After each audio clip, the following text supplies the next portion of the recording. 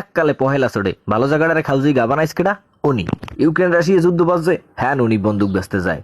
Israel আর ফিলিস্তিন যুদ্ধ বাজছে, হ্যাঁ উনি নাক গলায়। ইরান আর ইসরায়েল যুদ্ধ বাজছে, হ্যাঁ যাইয়ে মিসাইলের ব্যবসা পাচ্ছে। এরই কয় একই কোনো কাম। মানবতা বলতে তো একটা জিনিস আছে।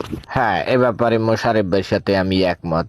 ওনার আসলে ইমান আমান বলতে কিছু নাই। ওনার এক পাও কয় ভরে গেছে। ওনার এখন তাবলিগে যাওয়া উচিত। ওনার মসজিদের বারিন্দায় পড়ে থাকা উচিত। এই জায়গায় উনি নানা প্রকার পুটকি চালাই করে বেড়াইতে আছে। উনি উন্নত রাষ্ট্রের একজন হেড কুলুপ। উনি থাকবে সবার মধ্যমণি। উনি এই জায়গায় করে বাল পাক নামি। ওনার চুল পাকছে বাতাসে, আমি শিওর।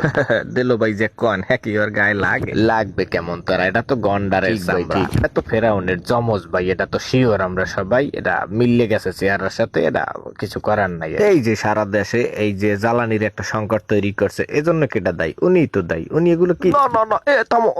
মোশারেফ কোন কথা কইছো? এখন আমার কথা কই দাও। তুমি আমার এই দোষটা দিতে পারো না।